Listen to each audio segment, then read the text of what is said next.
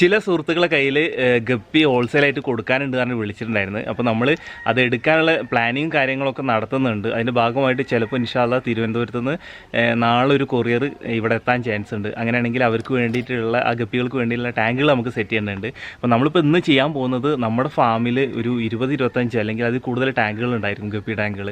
അപ്പോൾ അതിൽ തന്നെ ചിലപ്പോൾ 3-4 ടാങ്കുകളിലൊക്കെ ആയിട്ട് ഒരേ വെറൈറ്റി ഗപ്പികളൊക്കെ എടുക്കുന്ന എല്ലാം കൂടി ഒരുമിച്ചൊരു ടാങ്കിലേക്ക് മാറ്റാനുള്ള പ്ലാനിങ്ങാണ് ചെയ്യുന്നത്. കാരണം നാളെ വരുന്ന ഗപ്പികളിൽ എനിക്ക് തോന്നുന്നു ഏകദേശം 4-5 വെറൈറ്റി ഗപ്പികൾ ഉണ്ടെന്നുണ്ട്. അപ്പോൾ ഏതൊക്കെയാണ് അതിവിടെ എത്തുക എന്നുണ്ടെങ്കിൽ അതിൻ്റെ ഡീറ്റെയിലും കാര്യങ്ങളൊക്കെ നാളെ നിങ്ങളുമായിട്ട് നമ്മൾ ഷെയർ ചെയ്യാൻ ശ്രമിക്കുന്നുണ്ട്.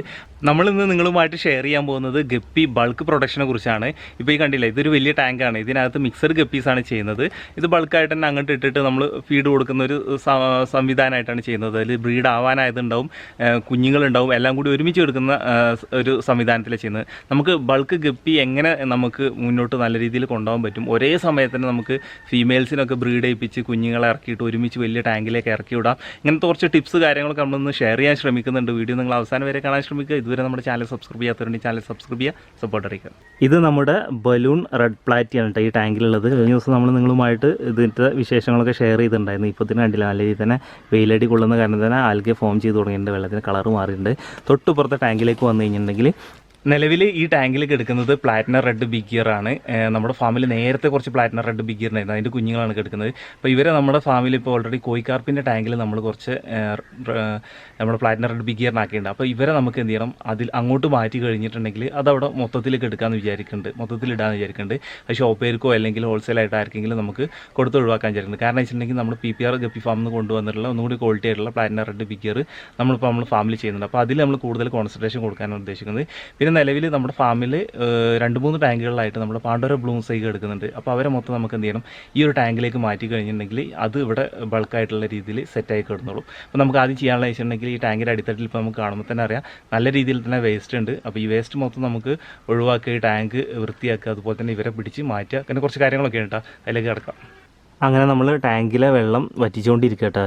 ഇപ്പോൾ ഇതിനോടകം തന്നെ ഇതിനകത്തുനിന്ന് നമ്മൾ കളക്ട് ചെയ്തിട്ടുള്ള പ്ലാറ്റിനം റെഡ് ബിഗ് ഗിയറിൻ്റെ ഗപ്പികളാണ് നമുക്ക് കാണുന്നത്. ഇതിനകത്ത് 2 അല്ലെങ്കിൽ 3 ബാച്ച് കുഞ്ഞുങ്ങളുള്ളതുകൊണ്ട് ആ വലിപ്പ വ്യത്യാസം നമുക്ക് ശരിക്കും ഫീൽ ചെയ്യുന്നുണ്ട്. അതുപോലെ തന്നെ ശ്രദ്ധിച്ച് കഴിഞ്ഞാൽ ചിലതിനൊക്കെ കണ്ടില്ലേ, ഇയറൊക്കെ ഇറങ്ങി തുടങ്ങിയിട്ടുണ്ട്. ഒന്നും കൂടി സെറ്റ് ആവാണ്ട് നല്ല രീതിയിൽ ലൈഫ് ഫീഡാണ്ട് ചെന്ന് കഴിഞ്ഞാൽ ഇവരൊന്നും കൂടി സെറ്റ് ആവുമെന്നാണ് പ്രതീക്ഷിക്കുന്നത്. ഇയറൊക്കെ ഇറങ്ങി തുടങ്ങിയിട്ടുള്ളൂ.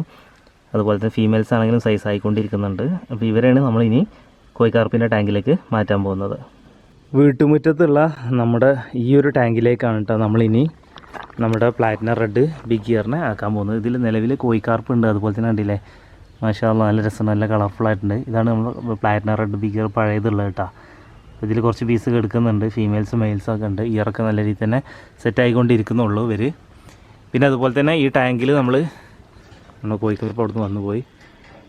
ഇവിടെ ഈ തലക്ക് നമ്മൾ ടാങ്കിൽ നമ്മുടെ നെല്ല് ഇട്ട് വെച്ചിട്ടുണ്ടായിരുന്നു കേട്ടോ. പക്ഷേ നിങ്ങൾ കണ്ടില്ലേ, കോഴിക്കാർപ്പ് അന്നേ കുറേ സുഹൃത്തുക്കൾ സൂചിപ്പിച്ചിട്ടുണ്ടായിരുന്നു കോഴിക്കാർപ്പ് നെല്ല് അതിൽ നിർത്തൂല, കടിച്ച് തിന്നു പറഞ്ഞിട്ടുണ്ടായിരുന്നു. അതുപോലെ തന്നെ നെല്ലൊക്കെ നല്ല രീതിയിൽ ഇവിടെ കേട് വന്ന് കിടക്കുന്നുണ്ട്. പക്ഷേ നമുക്ക് പ്ലാറ്റിനം റെഡ് ബിഗ് ഗിയർ കോഴിക്കാർപ്പിൻ്റെ കൂടെ ചെയ്യാൻ പറ്റുന്നതുകൊണ്ട് തന്നെ ഈ ഒരു ടാങ്ക് നമുക്ക് മാക്സിമം ഉപയോഗിക്കാൻ പറ്റുന്നുണ്ട്. അതാണ് ഇതിൻ്റെ ഏറ്റവും വലിയൊരു അഡ്വാൻറ്റേജ് ആയിട്ട് നമുക്ക് തോന്നിയത്. കാരണം ഈ ഒരു വലിയ ടാങ്കിൽ തന്നെ നമുക്ക് 2 ഫിഷ് ചെയ്യാൻ പറ്റുന്നുണ്ട് എന്നുള്ളതാണ് അതിൻ്റെ അഡ്വാൻറ്റേജ്. അപ്പോൾ നമുക്ക് എന്ത് ചെയ്യണം, നമ്മുടെ പ്ലാറ്റിനം റെഡ് ബിഗ് ഗിയർ ഇറക്കി വിടാണ്ട്. പക്ഷേ തൊട്ടുപുറത്തെ ടാങ്കിൽ നമ്മുടെ റെഡ് തിലാപ്പിയാണ് കിടക്കുന്നത്. പക്ഷേ റെഡ് തിലാപ്പിയൻ്റെ കൂടെ നമുക്ക് ഗപ്പീസിനെ ഇടാൻ പറ്റുന്നില്ല. പക്ഷേ റെഡ് തിലാപ്പിയൻ്റെ ടാങ്കിൽ തിലാപ്പി ബ്രീഡായിട്ട് കുഞ്ഞുങ്ങളുണ്ട്, അതുപോലെ തന്നെ നെല്ലൊക്കെ ഉഷാറായിട്ട് നിൽക്കുന്നുണ്ട്, ബുദ്ധിമുട്ടോ കാര്യങ്ങളൊന്നുമില്ല. അങ്ങനെ നമ്മൾ ഈ ഒരു ടാങ്കിലേക്ക് പ്ലാറ്റിനം റെഡ് ബിഗ് ഗിയറിൻ്റെ 2-3 ബാച്ച് കുഞ്ഞുങ്ങളാണ് നമ്മളിപ്പോൾ കളക്ട് ചെയ്തിട്ട് ഈ ഒരു ടാങ്കിലേക്ക് ആക്കിയിട്ടുള്ളത്. നിലവിൽ ഈ ടാങ്കിലാണെങ്കിൽ വലിയ സൈസുള്ള കുറച്ച് പ്ലാറ്റിനം റെഡ് ബിഗ് ഗിയർ നിലവിലുണ്ടായിരുന്നു. അപ്പോൾ വലുതിന് നമുക്ക് ആവശ്യക്കാർ വരുന്നതിനനുസരിച്ച് സെയിൽ ചെയ്യുക. അത് മാത്രമല്ല, ഇനിയിപ്പോൾ അവർ അതിനകത്ത് സെയിലാവാതൊക്കെ എടുക്കുകയാണെങ്കിൽ തന്നെ ശരി, അവർ ബ്രീഡായി കഴിഞ്ഞാലും കുഞ്ഞുങ്ങളിൽ നമുക്ക് കിട്ടും. വലിയ ടാങ്ക് ആയതുകൊണ്ട് തന്നെ കുഞ്ഞുങ്ങൾക്ക് നല്ല രീതിയിൽ ഒളിച്ച് നിൽക്കാനും അതുപോലെ തന്നെ നീന്തി തുടിച്ച് പെട്ടെന്ന് വളരാനുമുള്ള സാധ്യത കൂടുതലാണ്. അത് മാത്രമല്ല, നിലവിൽ കോഴിക്കാർ നമ്മൾ ഫീഡ് കൊടുക്കുന്ന കാരണം തന്നെ ആ ഫീഡിൽ വരുന്ന വേസ്റ്റുകളൊക്കെ അല്ലെങ്കിൽ അതിൻ്റെ ആ പെല്ലറ്റ് ഫീഡൊക്കെ കൊത്തി തിന്നിട്ടും ഇവർക്ക് നല്ല രീതിയിൽ തന്നെ നമുക്ക് തീറ്റ ചെലവ് കുറച്ചുകൊണ്ടും നല്ല രീതിയിൽ തന്നെ നമുക്ക് വളർത്തി വലുതാക്കാൻ പറ്റുമെന്നാണ് നമ്മൾ പ്രതീക്ഷിക്കുന്നത്. അപ്പോൾ ഇതാണ് ബൾക്കായിട്ടുള്ള ഒരു രീതി, ബൾക്കായിട്ടുള്ള പ്രൊഡക്ഷൻ്റെ ഒരു സ്റ്റാർട്ടിങ് സ്റ്റേജ് എന്ന് വേണമെങ്കിൽ നമുക്ക് പറയാൻ പറ്റും. ഇങ്ങനെയും വേണമെങ്കിൽ നമുക്ക് ചെയ്യാം. ഒരേ സമയം 2 ഐറ്റം മീനുകൾ ഇട്ടിട്ടാണ് നമ്മൾ ചെയ്യുന്നത്. നമ്മുടെ ഫാമിൽ ഇനി കൂടുതൽ ടാങ്കുകളിൽ കിടക്കുന്ന ഒരു വെറൈറ്റിയാണ് പാണ്ടോര ബ്ലൂ മൊസൈക്ക്. ഇപ്പോൾ നിലവിൽ 2 ഫ്രിഡ്ജ് ബോക്സിലും 2 ഗപ്പി ട്രാക്കുകളിലായിട്ട് 4 ബാച്ച് നമ്മുടെ ഫാമിൽ പാണ്ടോര ബ്ലൂ മൊസൈക്ക് ഉണ്ട്. അതിൽ ഒരു ബാച്ച് ഏകദേശം സെയിലിനായിട്ടുള്ളതാണ്. ഇപ്പോൾ നിങ്ങൾക്ക് ഇതിൻ്റെ ക്വാളിറ്റി ഒക്കെ നിങ്ങൾക്ക് തന്നെ വിലയിരുത്തട്ടോ. ഇതാണ് ഇപ്പോൾ സെയിലിനായിട്ടുള്ളത്. അത്യാവശ്യം ഫസ്റ്റ് ബ്രീഡിങ്ങിന് ഏകദേശം ആയിക്കൊണ്ടിരിക്കുന്ന പാണ്ടോര ബ്ലൂ മൊസൈക്കാണ് ഈ കാണുന്നത്. അപ്പോൾ ഇതിനെ നമ്മൾ എന്ത് ചെയ്യുന്നത്, ബൾക്കാക്കിയിട്ടുള്ള ടാങ്കിലേക്ക് ഇപ്പോൾ തൽക്കാലം മാറ്റുന്നില്ല. ഇപ്പോൾ നമ്മൾ 3 ബാച്ച് നമ്മൾ പറയാം, ഒരു ഫ്രിഡ്ജ് ബോക്സിൽ അതുപോലെ തന്നെ 2 ഗപ്പി ട്രാക്കുകളിലായിട്ടുള്ള 3 ബാച്ച് പാണ്ടോര ബ്ലൂ മൊസൈക്കിനാണ് നമ്മൾ നേരത്തെ പ്ലാറ്റിനം റെഡ് ബിഗിയറിനെ കളക്ട് ചെയ്ത ടാങ്ക് ക്ലീൻ ആക്കി സെറ്റാക്കിയിട്ടുണ്ട്. അങ്ങോട്ട് നമ്മൾ മാറ്റാൻ പോകുന്നത്. അങ്ങനെ നമ്മൾ പാണ്ടോര ബ്ലൂ മൊസൈക്കിൻ്റെ 3 ബാച്ച് കുഞ്ഞുങ്ങളാട്ടേക്ക് എടുക്കുന്നത്. ഏകദേശം എല്ലാം ഒരേ സൈസായിട്ട് തന്നെയാണ് കിട്ടിയിട്ടുള്ളത്. ചിലത് മാത്രമേ സൈസ് വ്യത്യാസം കാണിക്കുന്നുള്ളൂ. നല്ലൊരു ഗ്രോത്തും നല്ലൊരു ഏണിങ്സും ഇതിൽ നിന്ന് നമ്മൾ കിട്ടുന്നുണ്ട് പ്രതീക്ഷിക്കുന്നത്. അത്യാവശ്യം കുഴപ്പമില്ലാത്തൊരു കൗണ്ട് ഉണ്ട് കേട്ടോ. ശ്രദ്ധിച്ച് കഴിഞ്ഞാൽ നിങ്ങൾക്ക് തന്നെ കാണാൻ പറ്റും. ഇവിടെ ഒക്കെ നടക്കുന്നുണ്ട്, കണ്ടില്ല, ഈ സൈഡിൽ കൂടെ ഒക്കെ പോകുന്നുണ്ട്. അപ്പോൾ നമുക്ക് എന്ത് ചെയ്യാം, ഇനി വലട്ട് കവർ ചെയ്യാം. വലട്ട് നമ്മൾ കവർ ചെയ്യുന്നുണ്ട്, എന്നിട്ടും കണ്ടില്ലേ ഇവിടെ ഒരുത്തം കിടക്കുന്നു. അവിടെ പോയി മരം കൊണ്ട് തോറ്റിക്കണ് സത്യം പറഞ്ഞാൽ കേട്ടോ. സാഹചര്യം കൊണ്ട് ബൾക്ക് ഗപ്പി പ്രൊഡക്ഷൻ വേണമെങ്കിൽ ഇന്ന് നമ്മൾ സ്റ്റാർട്ട് ചെയ്തെന്ന് പറയാം. കാരണം അടുത്ത ദിവസങ്ങളിൽ നമുക്ക് പുതിയ ഗപ്പീസിനെ വാങ്ങാനും വേണ്ടിയിട്ട് ടാങ്കുകൾ ഇല്ലാത്തതുകൊണ്ട് നിലവിൽ കുറച്ച് 3 ബാച്ച് പാണ്ടോര ബ്ലൂ മൊസൈക്ക് വ്യത്യസ്ത ടാങ്കുകൾ കിടന്നിരുന്നത് ഒരുമിച്ച് ഒരു ടാങ്കിലേക്ക് കൊണ്ടുപോയിട്ട് ഇനി അതിൽ നിന്ന് സെയിലിനാവുന്ന സംഭവം നമുക്ക് സെയിൽ ചെയ്യാൻ പറ്റും. അല്ലാത്തത് ബ്രീഡായിട്ട് ആയി തന്നെ കുഞ്ഞുങ്ങൾ സൈസ് ആവുമെന്നാണ് നമ്മൾ വിചാരിക്കുന്നത്. ആ രീതിയിലുള്ളൊരു ബൾക്ക് പ്രൊഡക്ഷനാണ് നമ്മൾ ഇന്നൊന്ന് സ്റ്റാർട്ട് ചെയ്തത്. രണ്ടാമത്തത് വലിയ മീനുകൾ നമ്മൾ വലിയ ടാങ്കുകളിൽ ചെയ്യാറുണ്ട്, തിലാപ്പിയ മറ്റു മീനുകളൊക്കെ. അപ്പോൾ ആ മീനുകളുടെ കൂട്ടത്തിൽ നമുക്ക് ഗപ്പീസ് ചെയ്യാൻ പറ്റുകയാണെങ്കിൽ ആ ടാങ്കും ആ സ്പേസും നമുക്ക് മാക്സിമം ഗപ്പിക്ക് വേണ്ടിയിട്ട് ഉപയോഗിക്കാനും കൂടി പറ്റും. പക്ഷേ അത്തരത്തിൽ ചെയ്യുമ്പോൾ ശ്രദ്ധിക്കേണ്ട പ്രധാനപ്പെട്ട കാര്യം എന്താ വെച്ചിട്ടുണ്ടെങ്കിൽ അതിൽ കിടക്കുന്ന വലിയ മീൻ ഗപ്പികളെ തിന്നുന്ന മീനാണെന്നുണ്ടെങ്കിൽ ഒരു പക്ഷേ ഇത് പരാജയപ്പെട്ടു പോകും. പക്ഷേ നമ്മൾ തുടക്കം മുതൽ നമ്മുടെ പ്ലാറ്റിനം റെഡ് ബിഗിയർ കോയിക്കാർപ്പിൻ്റെ കൂടെ ഇട്ടിട്ട് അതൊരു പ്രശ്നമില്ലാന്ന് തോന്നിയുകൊണ്ടാണ് നമ്മളിന്ന് നമ്മുടെ പ്ലാറ്റിനം റെഡ് ബിഗിയർ കുറച്ചും കൂടി ഇറക്കി കൊടുത്തത്. അപ്പോൾ അത്തരത്തിൽ ചെയ്യുമ്പോൾ നമുക്ക് ഫുഡ് കോസ്റ്റ് കുറച്ച് നമുക്ക് ഫുഡ് കോസ്റ്റ് കുറച്ചിട്ടും നമുക്കിത് ചെയ്യാൻ പറ്റുന്നതാണ് നമ്മൾ പ്രതീക്ഷിക്കുന്നത്. ഈ 2 രീതിയാണ് നമ്മളിന്ന് നോക്കിയത്.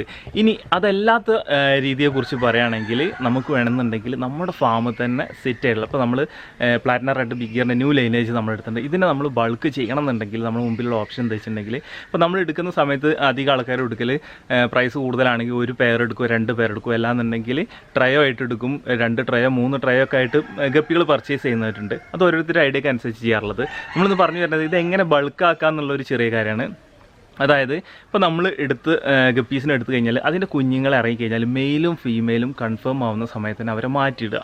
ഒരു 2 ബാച്ചോ 3 ബാച്ചോ നമ്മൾ അങ്ങനെ മാറ്റിയിട്ടിട്ട് വളർത്തി കഴിഞ്ഞ ശേഷം ഒരുമിച്ച് ഇവരെ ടാങ്കുകളിൽ സെറ്റ് ചെയ്യുക.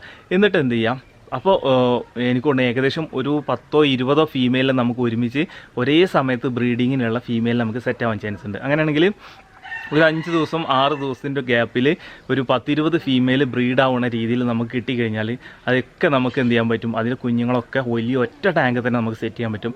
അല്ലാന്നുണ്ടെങ്കിൽ ചിലപ്പോൾ നമ്മൾ നേരിടാൻ പോകുന്ന പ്രശ്നം എന്ന് വെച്ചിട്ടുണ്ടെങ്കിൽ നമ്മൾ ഈ ബൾക്ക് ചെയ്യുന്ന സമയത്ത് ഒരു 4-5 ബാച്ച് ഒരുമിച്ച് ഇറക്കി വിടുകയാണെങ്കിൽ അതിലേതെങ്കിലും ബാച്ച് വലിയ സൈസ് ഉണ്ടെന്നുണ്ടെങ്കിൽ ചെറിയ കുഞ്ഞുങ്ങളുടെ വളർച്ചയെ അത് ബാധിക്കാൻ ചാൻസ് ഉണ്ട്. വളർച്ചയെ ബാധിക്കാൻ വെച്ചിട്ടുണ്ടെങ്കിൽ 3 മാസം കൊണ്ട് കിട്ടുന്ന ഗ്രോത്ത് ഒരു പക്ഷേ 4 മാസം കൊണ്ടേ കിട്ടാൻ ചാൻസ് ഉള്ളൂ. ആ ഒരു കാര്യം അതിൽ ശ്രദ്ധിക്കേണ്ട കാര്യമാണ്. അപ്പോൾ ആ ഒരു കാര്യം ശ്രദ്ധിച്ച് കഴിഞ്ഞിട്ടുണ്ടെങ്കിൽ എനിക്കൊണ്ട് ഒരു പക്ഷേ വലിയ ടാങ്കുകൾക്ക് തന്നെ നമുക്ക് നല്ല രീതിയിൽ തന്നെ ബൾക്ക് ഗപ്പി പ്രൊഡക്ഷൻ തുടങ്ങാൻ പറ്റുന്നതാണ് നമ്മൾ പ്രതീക്ഷിക്കുന്നത്. ഇനി അതൊന്നും അല്ലാന്നുണ്ടെങ്കിൽ ചെറിയ പ്രൈസിനൊക്കെ നമുക്ക് സെയിൽ ചെയ്യാൻ പറ്റുന്നതാണെന്നുണ്ടെങ്കിൽ മിക്സഡ് ഗപ്പീസൊക്കെ ആണെങ്കിൽ വലിയ ടാങ്ക് ഉണ്ടാക്കിയിട്ട് നേരിട്ട് ഇട്ട് കൊടുക്കുക. അതല്ലാന്നുണ്ടെങ്കിൽ പിന്നെ നമ്മൾ ഈ ചെയ്യുന്ന സംഭവത്തിലൊക്കെ തന്നെ ടാങ്കുകളൊക്കെ പ്ലാൻസ് ഇട്ട് കൊടുത്തിട്ട് ചെയ്യുക. അപ്പോൾ കുഞ്ഞുങ്ങളൊന്നും കൂടി നമുക്ക് എന്ത് ചെയ്യാം, സെറ്റാക്കി എടുക്കാൻ പറ്റും. കാരണം ബ്രീഡായിട്ട് അതിനകത്ത് തന്നെ ബ്രീഡാവുകയാണെങ്കിൽ കുഞ്ഞുങ്ങൾ അവർ തിന്ന പ്രശ്നങ്ങൾ ഗപ്പീസിനുണ്ട്. അപ്പോൾ അതൊക്കെ ഒഴിവായി കിട്ടും പ്ലാൻസൊക്കെ ഇടുകയാണെങ്കിൽ. അപ്പോൾ ഒന്നും കൂടി വിശാലമായിട്ടുള്ള ടാങ്കുകൾ ചെയ്യുകയാണെങ്കിൽ അതായിരിക്കും സൗകര്യം. അല്ലാണ്ട് ഈ പ്ലാൻസ് കിട്ടണില്ലാണ്ടെങ്കിൽ ഒരേ സൈസിലുള്ള കുഞ്ഞുങ്ങളിട്ട് സൈസ് ആക്കുക, സൈസ് ആകുമ്പോൾ തന്നെ സെയിൽ ചെയ്യുന്ന പരിപാടിയൊക്കെ ആണെന്നുണ്ടെങ്കിൽ അങ്ങനെ ഉഷാറാവും. അപ്പോൾ അതിനൊക്കെ വേണ്ടിയിട്ട് ചിലപ്പോൾ നമ്മൾ ഒരു 10-20 ഫീമെയിൽ അല്ലെങ്കിൽ 40 ഫീമെയിൽ 50 ഫീമെയിലിനൊക്കെ ബ്രൂഡാക്കി നിർത്തേണ്ടി വരും. അവിടുന്ന് ബ്രീഡ് ചെയ്യിപ്പിച്ചിട്ട് കുഞ്ഞുങ്ങളെ മാത്രം ഒരുമിച്ച് ഒരേ ടാങ്കിലേക്ക് സെറ്റാക്കിയിടുക. ഇങ്ങനെയൊക്കെ ചെയ്യുന്ന ഒരുപാട് സുഹൃത്തുക്കൾ നമ്മുടെ നാട്ടിലുണ്ട്. അപ്പോൾ എല്ലാവർക്കും ഗപ്പി ഫാമിങ്ങിൽ നല്ല വിജയം ഉണ്ടാവട്ടെ എന്നുള്ള ആ ഒരു പ്രാർത്ഥന നമുക്കുള്ളൂ. ആ കൂട്ടത്തിൽ നമുക്കും നമ്മുടേതായ രീതിയിലൊരു സൈഡിൽ കൂടി പോകാൻ പറ്റുമെന്നാണ് നമ്മൾ പ്രതീക്ഷിക്കുന്നത്. ഇൻഷാ അല്ലാഹ് നമുക്ക് മൈ ഫാമിങ്ങിൽ കൂടുതൽ കാഴ്ചകളും വിശേഷങ്ങളുമായിട്ട് അടുത്ത ദിവസം കാണാം. ബൈ.